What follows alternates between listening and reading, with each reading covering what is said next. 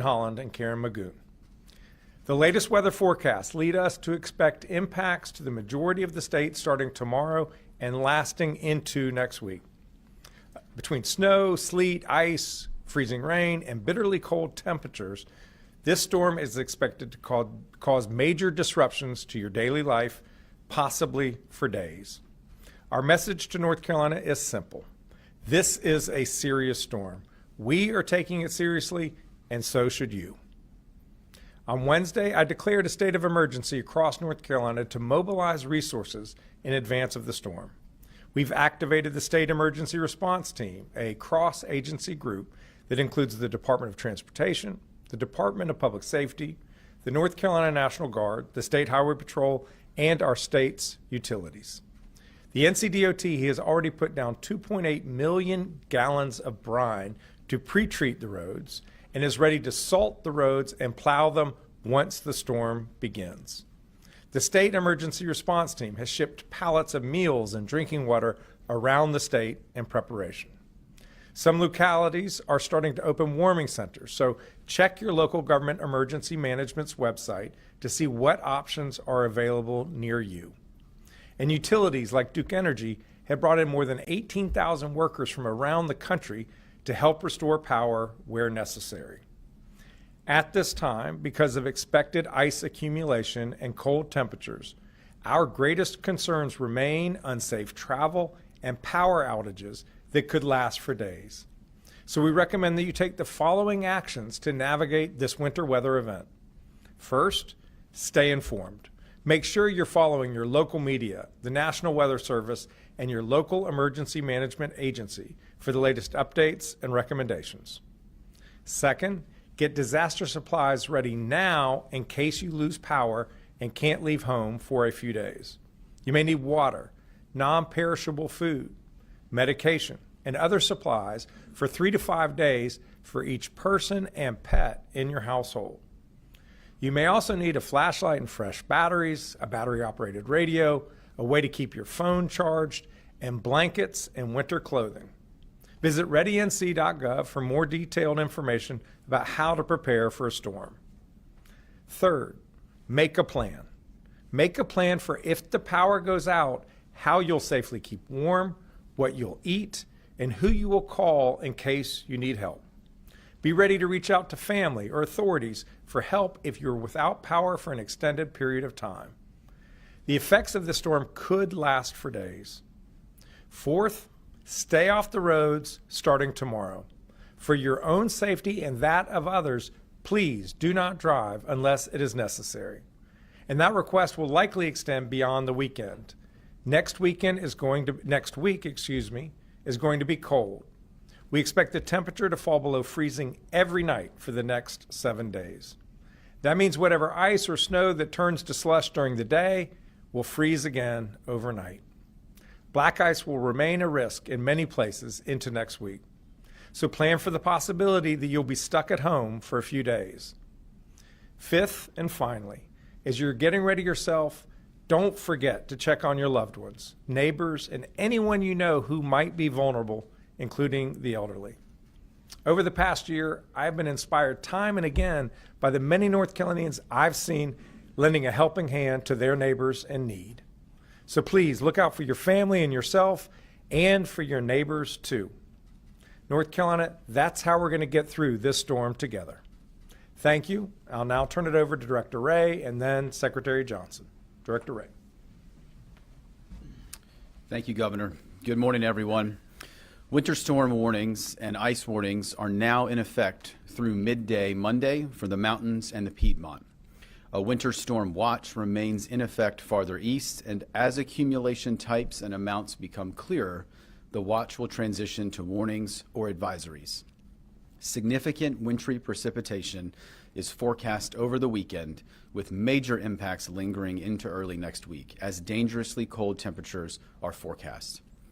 Ice accumulation of a quarter inch or more is likely across much of North Carolina Saturday through Monday morning. Areas across the southern mountains, higher elevations into the Blue Ridge Escarpment, and into much of central North Carolina are forecast to see the most impactful ice accumulations, and in some cases, reaching or exceeding 1 inch. As a reminder, ice accumulations of around a ½ inch of ice or more can cause an increase in downed trees or impact power lines and lead to an increase in power outages, as well as hazardous travel conditions. Based on this morning's forecast update, hazardous travel conditions are expected to begin by midday Saturday and will worsen through Sunday and may remain for several days due to those lingering low temperatures. We need all North Carolinians to remain focused on preparing for the potential impacts with a plan and supplies to support you and your family for the next several days. Unnecessary travel not only puts you at risk, but also the public safety personnel, the power crews, and the DOT workers who are working to respond to emergencies, to restore power, and to clear roadways. The State Emergency Response Team, including all our interagency partners, our private sector and nonprofit and volunteer agencies, has been activated here at the State Emergency Operations Center, as well as our regional coordination centers in Kinston, Burlington, and Hickory. We continue to support commodity distribution from our activated warehouses. As of this morning, the State Emergency Response Team has shipped approximately 65 pallets of meals ready to eat, or MREs, and drinking water to assist communities with shelter operations if needed. This is in addition to over 460 cots and blanket shipments to supplement local supply, as well as commodities that have been shipped into local communities over the past several months to assist in building local capacity. Additional commodities are shipping out from our warehouses today into tomorrow. 11 county states of emergency have been declared, and 2 county emergency operations center are activated, with many others monitoring plans to activate this weekend. Communities across the state are opening shelter locations and warming stations. For the most up-to-date information on the resources available in your community, please visit your local government and local emergency management agency's website and social media accounts. Elements of the North Carolina National Guard are active today and pre-positioning across the state to quickly assist the needs of our communities. 95 force packages will be assisting with clearing roadways from downed trees, helping disabled motorists, supplementing our first responders, and assisting with commodity distribution. These force packages include approximately 430 National Guardsmen and women and 170 vehicles, and they will be on station across the state later today. We remain in close coordination with our energy sector partners who are present here at the State EOC and will be closely monitoring power outage information and assisting any needs to quickly restore power in communities that do see outages. The North Carolina Forest Service has placed six task forces on standby to assist local first responders or state agencies with clearing roadways as soon as it's safe to do so. Each task force is comprised of saw crews, heavy equipment, and a mechanic. Additional chainsaw crews are activated, and all 100 counties are staffed with their forestry personnel. Communications personnel and equipment have been pre-deployed to assist with any degradation of 911 systems, radio systems, and phone networks. 44 caches of radios have been deployed to assist with local response efforts, and our partners at the North Carolina Highway Patrol have conducted checks of the systems that support the state's Viper radio system, used by our first responders statewide. As a reminder, 911 should only be used for emergencies. For general information, please call 211 or follow your local government and emergency management websites and social media accounts. We will continue to work with the entire State Emergency Response Team, local and state governments, the private sector, and our nonprofit and volunteer agencies as the forecast continues to evolve to ensure we can support our 11 million North Carolinians. As we go into the weekend, it is imperative that, again, all North Carolinians are prepared for preparedness information and checklists. Please visit readync.gov. Finally, please check on your friends, your family members, and neighbors, or those in your community who may need additional support this weekend. We're going to see significant winter storm impacts, and we are stronger and more resilient together. Thank you, Governor. I'll now turn it over to Secretary Johnson from DOT. Thank you, Governor. Thank you, Director Ray. Safety is our top priority at NCDOT, and it remains our key message today. With the likelihood of icy weather creating treacherous travel conditions in the days ahead, we urge people to please stay put if you don't need to be out on the roads. Staying off the roads during and after the storm allows DOT crews, law enforcement, utility crews, and other emergency responders to do their work. We're expecting a storm that is largely going to be ice-related, which makes traveling on the roads that much more challenging. Even if you have a large truck or SUV, driving on icy roads can be nearly impossible. We'll also have implemented immediate towing measures with the cooperation of the State Highway Patrol to help remove any vehicles that have been disabled, to help both facilitate clearing of the roads and also to eliminate danger for those traveling on those roads. People may notice messages that we placed on digital highway signs across the state. Crews will focus on these efforts on highways and primary routes. We will continue the effort until NCDOT and the Highway Patrol determine that it is safe to lift these measures. We're also continuing to monitor forecasts closely with the help of our partners at the National Weather Service. Forecasts help us make informed decisions and ensure we're placing resources where they're needed most. That's especially important when a storm has statewide impacts like this one. Our crew is in the process of wrapping up pre-storm preparations. As the governor noted, the department has applied about 2.8 million gallons of brine on the roads and state system. Nearly all 2,100 DOT employees who are trained to respond to such storms have contributed to this effort. They're now transitioning their focus and equipment to be ready to clear the roads as the storm moves in. This includes removing trees and limbs that may fall. Salt on hand is at 160,000 tons, and we continue to secure additional salt and distribute it across the state. So we're in good shape from a supply standpoint. We're taking all precautions possible because we aren't going to take a chance with your safety. I encourage everyone to stay informed, make safe decisions about travel, and ensure you have all the supplies you need in case this ends up being a long-term event. People can visit drivenc.gov to view the latest road conditions and other storm-related information. Thank you. I'll turn it back over to the governor for questions. Thank you, Mr. Secretary. Thank you, Director Ray. If any of y'all have questions, feel free to go to the microphones on either side of the room.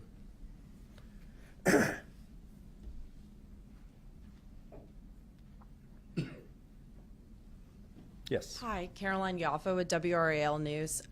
So since we're expecting icy roadways, what should essential workers, state employees do to make sure that they're safe and if the roadways are dangerous, and if they feel that it's not safe to travel, what are the impacts that could mean for the community? Yeah.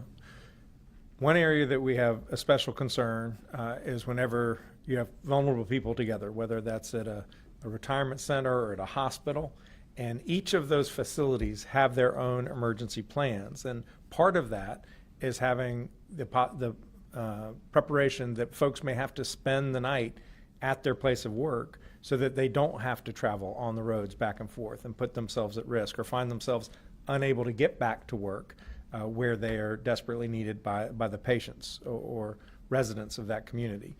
In terms of essential workers for the state, each department, each agency has its own emergency plan and its own way to notify folks of when they should come to work and if they should come to work. Obviously, we don't want anyone traveling who absolutely does not need to, and if they can't get there safely, they should not be on the road.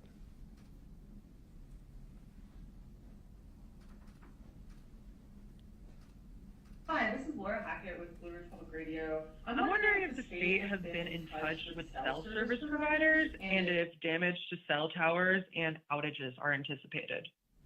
We have been here at the Emergency Management Center. We have our private sector partners, whether they're the utilities or they're the cell phone companies, the communications networks. And so we're in regular contact with them, and I'll ask Director Ray to answer to your specific question. Thank you, sir. Thank you for the question. As the governor said, I think one of the things we continue to reinforce here is what we do is not a public sector function only. And so our commercial telecom partners are here as a part of what we do. They are here in the EOC. We are closely monitoring with them what impacts to their networks they are seeing and how then we need to pivot to adjust resources, whether it's an infrastructure issue, whether it's a technology issue, or some other issue kind of impacting their provision of service. So they are very much a part of what we do. They are here with us and are part of our state emergency response team. And as we move through this event, that's one of the areas that we're going to continue to remain significantly focused on is our network statewide to make sure that folks are able to receive any type of emergency alerts or information, certainly from local emergency services. Just to follow up real quick, so through the monitoring that has already happened, any indication that cell outages will occur? Well, we're always concerned. When you have an ice event like this, it can topple towers. It can have trees fall into towers. So there will also be an incredible demand on the system. Folks are going to be at home. They're going to want information. So we expect that people are really going to be maximally utilizing the networks, which will cause their own issues. That's one reason why we encourage folks to get battery-operated radios so that you can stay informed even if you lose communications through modern means. Michael Perchik, ABC 11. To that point, from a staffing perspective at EOC or local county storm operations centers, what capabilities exist for them to work remotely in the event they're not physically able to get there in person? Yeah, well, as I said, each agency of government, whether it's state agency or county agency, has their own emergency plan. So they know exactly what to do, who they've identified before the storm hits, who are emergency personnel. They've identified whether that person can perform his or her work remotely or must come into the office. Obviously, we need law enforcement, we need fire, we need EMS to be in their places of work so that when they need to respond, they can. This is one thing, unfortunately, because North Carolina has experienced so many storms of all types, whether they're winter storms like this or hurricanes, the governmental entities, they're well prepared. As a follow-up, can you speak to the lessons learned from some of those prior storms and how you're able to kind of troubleshoot some of the issues you may have run into in the past to try and avoid them moving forward? Yeah, I'll have Director Ray speak to the redundancies, but clearly we became too dependent on a single means of communication, which is our cell phone. And so we have worked hard to ensure that we have redundant means of communicating, certainly among emergency personnel. And I will ask Director Ray to come forward and speak more. Thank you, sir. I think specific to the communications point that the governor was making, and I think to expand on what we talked about yesterday, I think most of the agencies you see up here on the stage, most of the agencies represented in the state EOC or our regional centers and certainly locally have taken lessons learned, most recently from Helene or some of the more recent events, and invested in some of the redundant satellite-based technologies for redundant communication. We have a variety of redundant communications platforms, whether it's radio caches, mobile towers, mobile data systems that are able to be deployed from a variety of agencies out across the state. Some of the pre-planning, for example, that our 911 community in the state has really been focused on over the last couple of years is a failover system, so that if a local 911 center in a jurisdiction is impacted, there is a failover plan for an unimpacted area to be able to continue to receive 911 calls. And again, that's the great work that community has done in reaction to many of our events.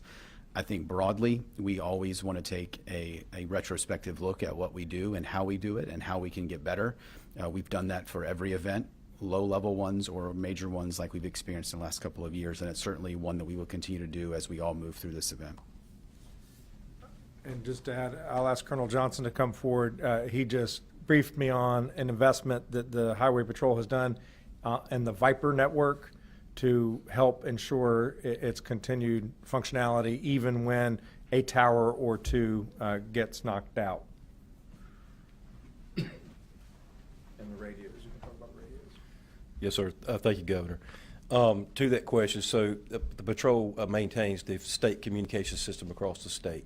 And one of the investments that I was explaining to the governor is that they have the ability to adjust. So if a tower is impacted by a storm, a tower that's in an area that's not impacted can readjust its microwave system and overlap that area. So the stuff continues to work and it can communicate all our emergency services partners that operate on that system.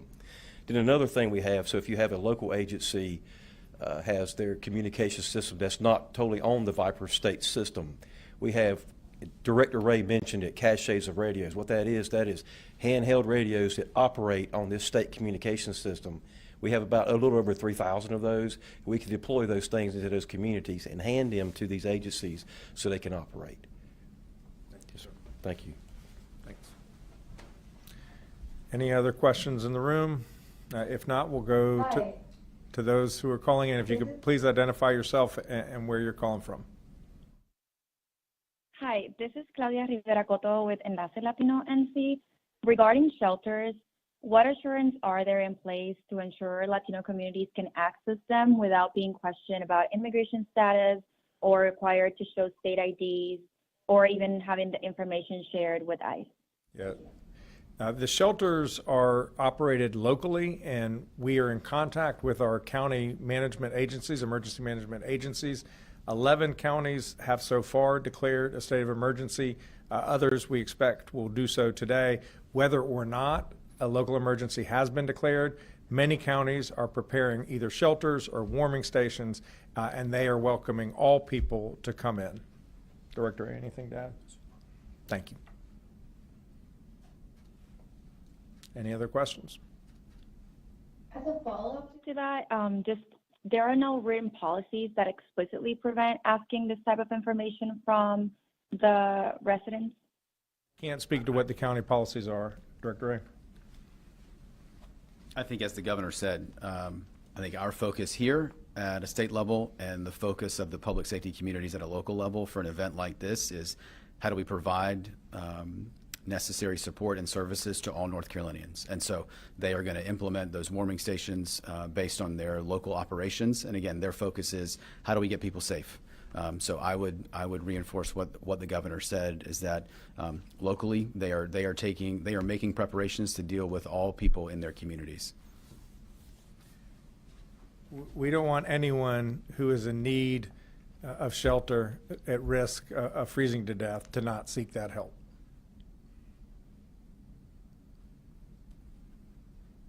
We're not seeing any additional questions online. Thank you all for being here.